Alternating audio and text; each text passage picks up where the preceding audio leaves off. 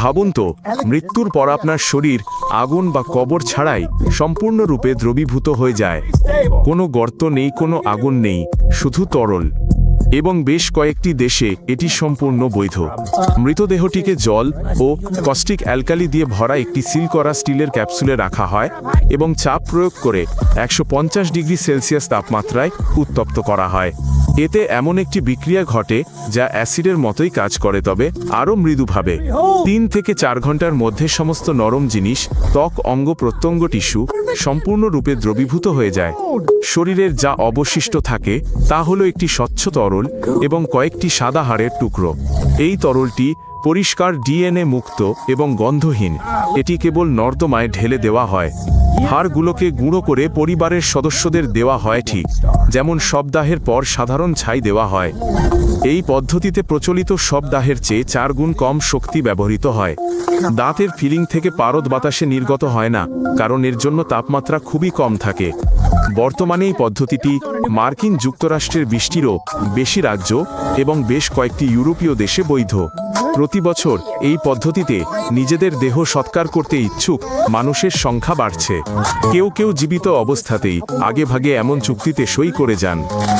তারা চান নীরবে মৃত্যুবরণ করতে, আগুন ছাড়া মাটিতে কোনো গর্ত না করে, কেবল কয়েক ঘন্টার মধ্যে প্রকৃতির কোলে ফিরে যেতে।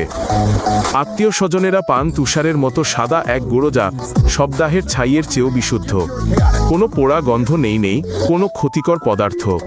মানব দেহের এক শান্ত নির্মল পরিসমাপ্তি।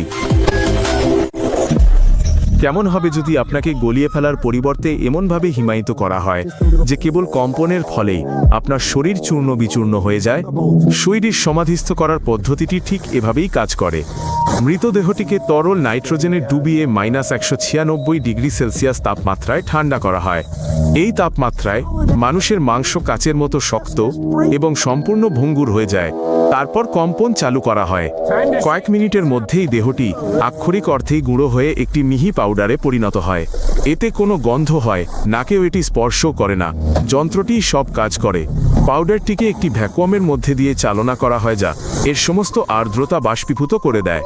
80 কিলোগ্রাম ওজনের একটি দেহ থেকে শেষ পর্যন্ত প্রায় 20 কিলোগ্রাম শুষ্ক পদার্থ পাওয়া যায়।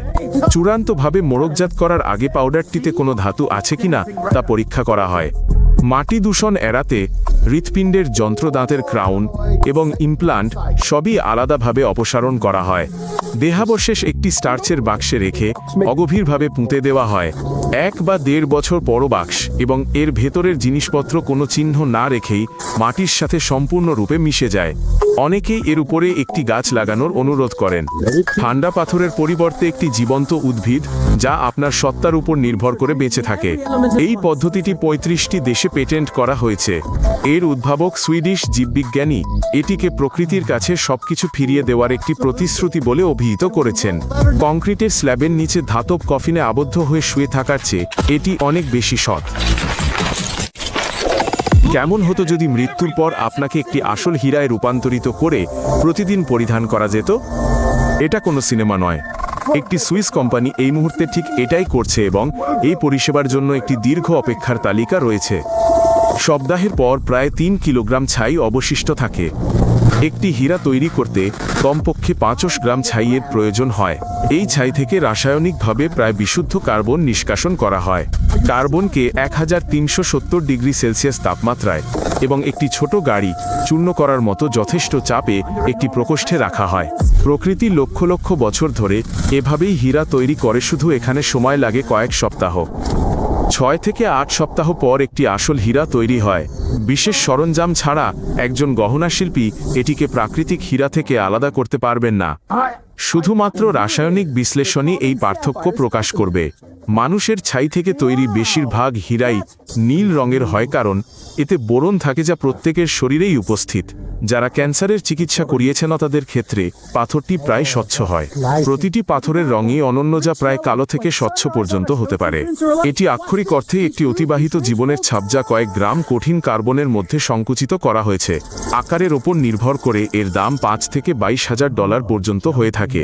সেই একই সুইস কোম্পানিটি ইতিমধ্যেই বছরে 1000-এর বেশি অর্ডার পায় এবং এর চাহিদা ক্রমাগত বেড়েই চলেছে। কেউ কেউ এই গয়না প্রতিদিন পরেন, তারা বলেন বছরে একবার কবরস্থানে যাওয়ার চেয়ে এটা ভালো। একজন প্রিয়জন আক্ষরিক অর্থেই সবসময় আপনার আঙুলে উপস্থিত থাকেন। It's yours now. কেমন হবে যদি মৃত্যুর পর আপনার শরীর উর্বর মাটিতে পরিণত হয় এবং তাতে ফুল বা গাছপালা জন্মায়? আমেরিকার বেশ কয়েকটি রাজ্যে এটি এখন শুধু আইনসম্মত নয়, বরং একটি ব্যবসায় পরিণত হয়েছে। মৃতদেহটিকে কাঠের কুচিখড় এবং শুকনো ঘাসের সাথে একটি স্টিলের পাত্রে রাখা হয়। ভেতরে আর্দ্রতা এবং বাতাসের সঠিক ভারসাম্য তৈরি করা হয়। ব্যাকটেরিয়া তাদের কাজ শুরু করে। ব্যাকটেরিয়াগুলো পাত্রের ভেতরের উপাদানগুলোকে 65 ডিগ্রি সেলসিয়াস তাপমাত্রায় উত্তপ্ত করে, যে তাপমাত্রা সমস্ত রোগজীবাণুকে ধ্বংস করে দেয়। হাড় এবং দাঁত সহ সবকিছুই পচে যায়। 30 দিনের মধ্যে দেহটি পুষ্টিকর কম্পোস্টে পরিণত হয়। এর থেকে প্রায় 800 লিটার উর্বর মাটি তৈরি হয়, যা প্রায় 2 চাকাওয়ালা গাড়ির সমান কালো মাটি। আত্মীয়রা এই মাটি নিজেদের কাছে রাখতে পারেন অথবা বন সংরক্ষণাগারে দান করতে পারেন। বেশিরভাগই প্রকৃতিকে তার পুরনো উপহার ফিরিয়ে দেওয়ার জন্য দ্বিতীয় বিকল্পটি বেছে নেন। একটি মৃতদেহ দাহ করতে 100 লিটারের বেশি জ্বালানি খরচ হয়। কম্পোস্ট তৈরিতে 8 গুণ কম শক্তি লাগে এবং বাতাসে প্রায় কোনো কার্বন ডাই অক্সাইড নির্গত হয় না। এর খরচ প্রায় $5,500। এটি একটি সাধারণ অন্ত্যেষ্টিক্রিয়ার চেয়েও সস্তা। গির্জা এই ধারণার বিরোধিতা করে যুক্তি দেখায় যে এই পদ্ধতি মানুষের চেয়ে শাকসবজির জন্যই বেশি উপযুক্ত। প্রতিবাদ সত্ত্বেও আইনটি পাশ হয়ে যায়। এর সমর্থকরা সহজভাবে জবাব দেন, আমরা মাটি থেকেই এসেছি এবং আমাদের সেখানেই ফিরে যেতে হবে, তবে আরও দ্রুত এবং যারা থেকে যাবে তাদের মঙ্গলের জন্য। Wanna try?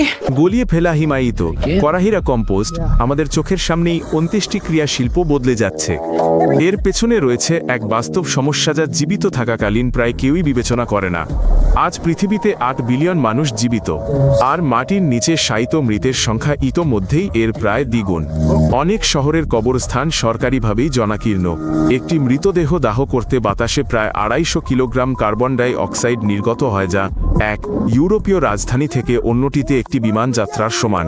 এই নতুন পদ্ধতিগুলো শুধু ধনীদের বিলাসিতা নয়, এগুলোর প্রত্যেকটি ইতোমধ্যে অন্তত কয়েকটি দেশে আইনসম্মত।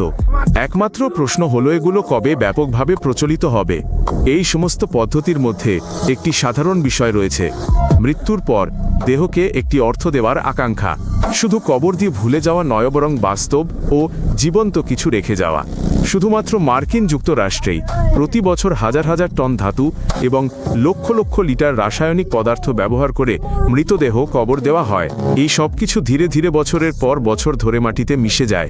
সম্ভবত 20 বছরের মধ্যে আমরা যে কবরস্থানগুলোকে চিনি সেগুলোর আর অস্তিত্ব থাকবে না। আর যে পছন্দটি এখন অদ্ভুত মনে হচ্ছে সেটি সবচেয়ে সাধারণ হয়ে উঠবে।